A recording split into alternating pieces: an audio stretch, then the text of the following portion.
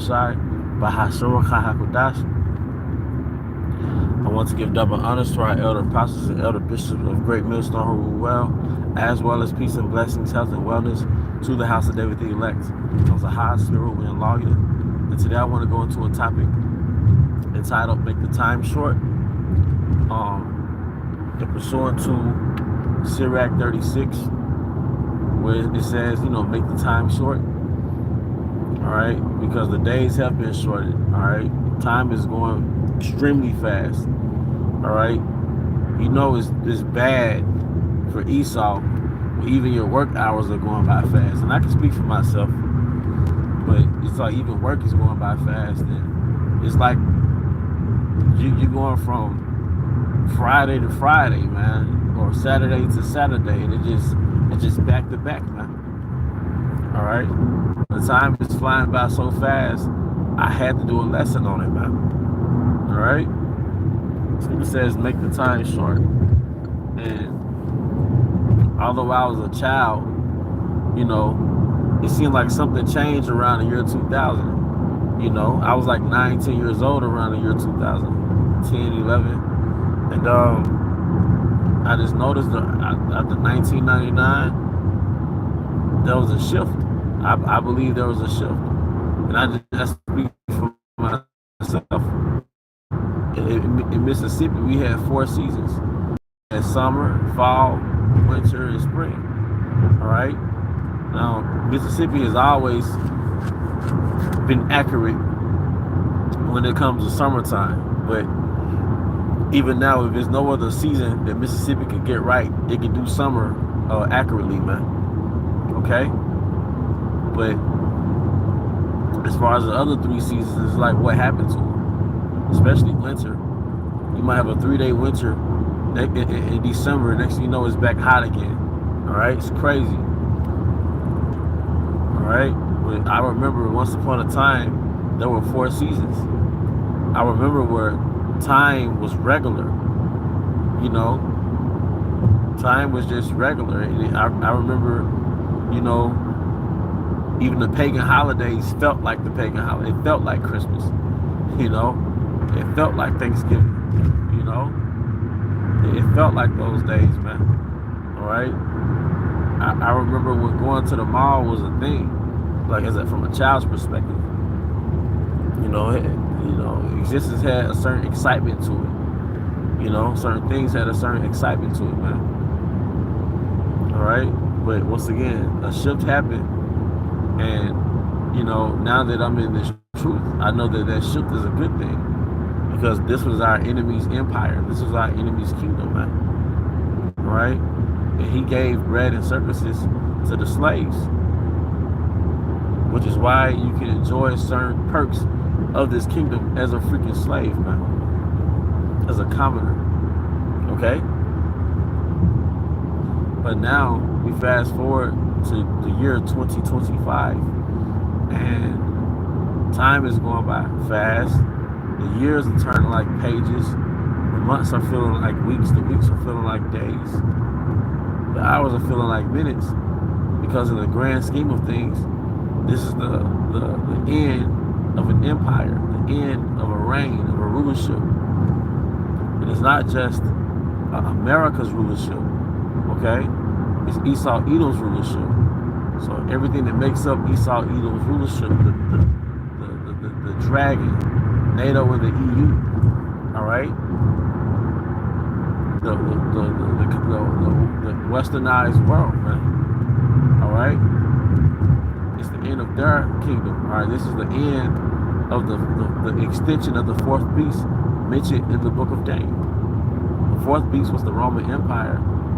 All right, but the extension of the 4th beast, all right, was NATO, EU, all right, the Roman Empire, okay, coming back in the reincarnation, starting with the Renaissance period, all right. As it tells you in Revelation 20 that old serpent, that dragon, that serpent will be healed. That wounded serpent will come back. And now we're at the climax or really the end of that wounded serpent coming back, because it started mid 1300s with the Renaissance period. All right, that was that wounded serpent coming back into power, which was wounded by September Severus, 325 AD. Okay, once again he came back. He was lucid. He was lucid for a little season around 1300s. So this is the little season, man. And now he's wrapping it up. All right, that's Yahweh Shai, the maker of worlds, wrapping up this man's kingdom, man. All right. And once you unplug from this man's kingdom, when you spiritually unplug from it, you become happy that this is the end of a thing. The scripture says, better is the end of a thing than the beginning of a thing. Okay? Better is the end of a thing than the beginning of a thing. Alright? But we're definitely at the end of this man's kingdom. The time is going by fast. Alright? The years are going by fast. Alright? The thrill is gone within this kingdom. The honeymoon phase of this kingdom is gone. The 1950s era is gone. The 1920s era is gone. Even that 80s, 90s era is gone. That Eddie Murphy, Terminator, Arnold Schwarzenegger being a star, that era is gone, man. Right? And now we're at the scripture says it's gonna be wars and rumors of wars, man. So these are definitely wars, but there can be more wars to follow before we really result in World War III. Okay? But we know that based off prophecies, we're at that time, we're at the end, man. Except those days be shortened, the water, brother. So Yahweh Shai is speeding up the time, man. Because there's so many death traps this man has out here, this slowly killing the 12 tribes of Israel, and ultimately 7.5 billion people on this planet. But he's going to accelerate that. Here's Jacob's trouble, man. Because really the elites, they're really after the elect, and they're using all these new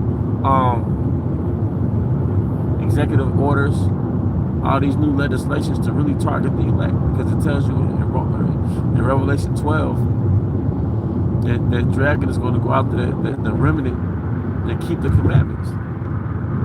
So Israel, the body of Yahweh Shai, is a target. He wants to attack us without making it known that he wants to attack us, because that'll give us some type of validity. He's going to attack us when he can control the narrative that we might be an enemy to the snake. You see? But Yahweh Bahashim Yahweh Shai is with us, man. Alright?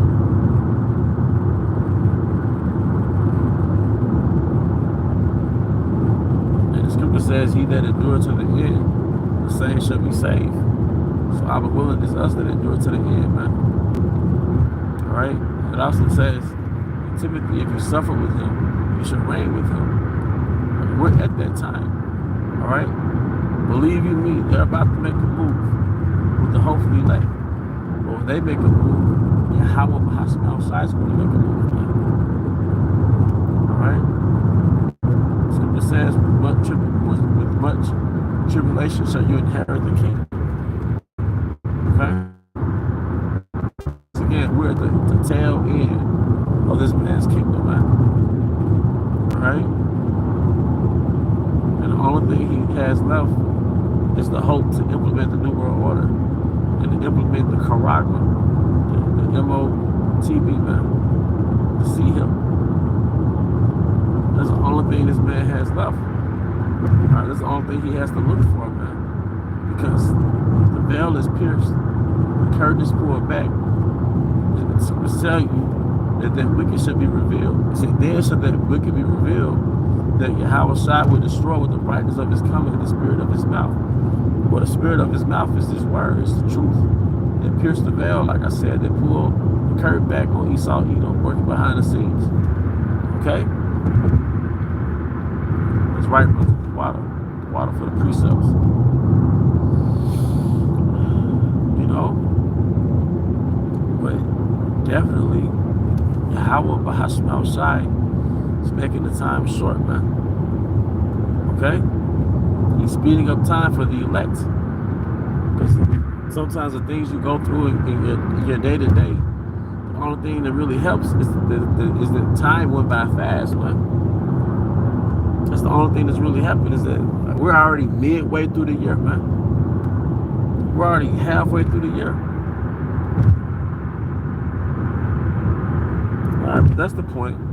Hope brothers and sisters are edified. And once again, I want to give our honor word to Yahweh Bahashim Yahushai, Bahashim Chahakodash. I also want to give double honors to our elder apostles, elder bishops of Great Millstone who rule well as peace and blessings, health and wellness to the house of David the elect. Abba Baal, Kameh Shalom.